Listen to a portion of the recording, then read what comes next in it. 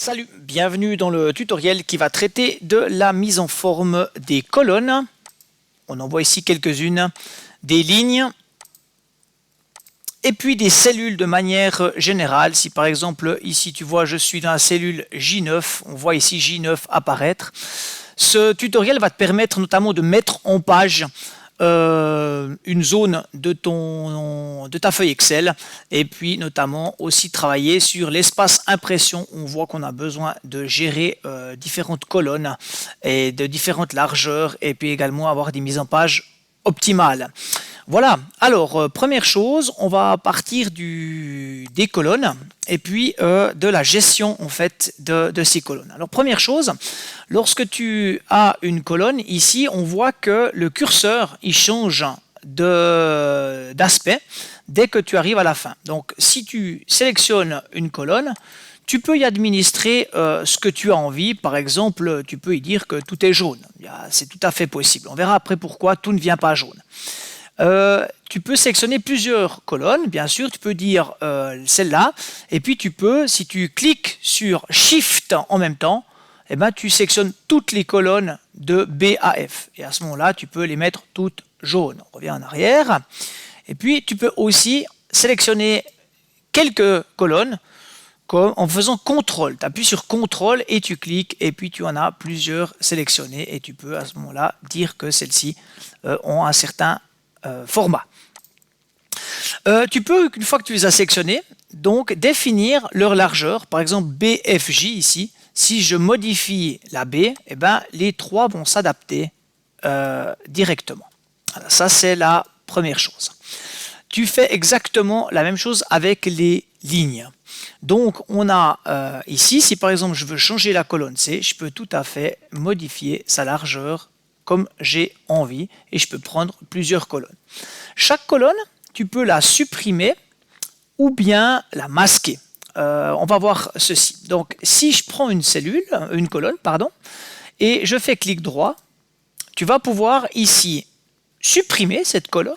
À ce moment-là, la colonne se supprime et tu as simplement un décalage qui se fait. Tu peux aussi la masquer, c'est-à-dire qu'elle n'est pas supprimée.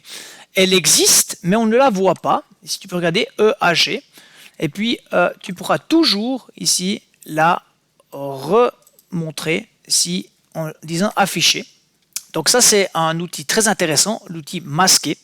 Et puis, ici, tu peux aussi définir la largeur d'une colonne. Alors, si par exemple, maintenant, je prends la colonne F, et je lui dis largeur de colonne, il va directement montrer sa largeur et je peux évidemment l'augmenter. Si j'ai dit 10,71, ben je dis par exemple 12, et ben ici je vais pouvoir augmenter cette largeur qui va s'augmenter directement.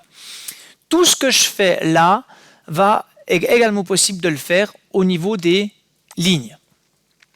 Bien, maintenant tu te poses peut-être la question, mais ici en fait pourquoi quand je sélectionne cette cellule là on voit bien la cellule G9 et puis je peux donc ici écrire un cellule G9 et puis quand je me trouve ici on me dit B12 alors que je suis sur toute cette cellule là. Alors je vais t'expliquer ce qu'on appelle la fusion de cellules et puis l'utilisation des cellules.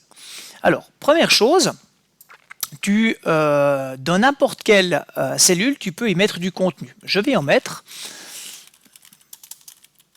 Voilà. Dans cette cellule, on voit ici, si je clique D2, on voit que le contenu de D2 affiche ça.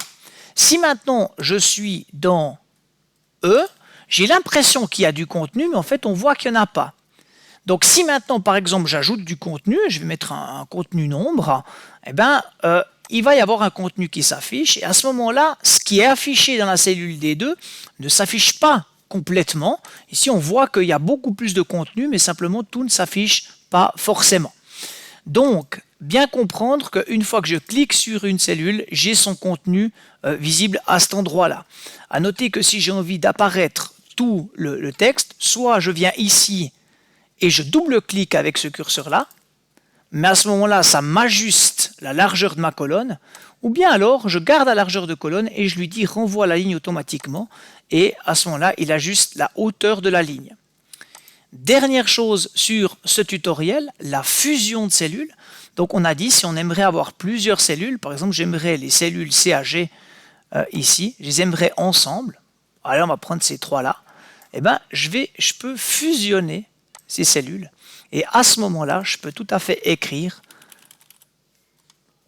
et puis ça se passe sans souci. Chose très utile, lorsque tu écris, tu as peut-être remarqué que si tu fais Enter, eh ben, tu passes à la cellule suivante. Alors, l'astuce, c'est d'utiliser le Alt-Enter. Alt, c'est juste à gauche de l'espace. Tu dis Alt-Enter. Alors, à ce moment-là, tu peux écrire à la ligne. Alt-Enter, tu peux écrire à la ligne et tu as donc des lignes dans cette cellule. Voilà, je te souhaite un bon travail pour la suite. Ciao, ciao.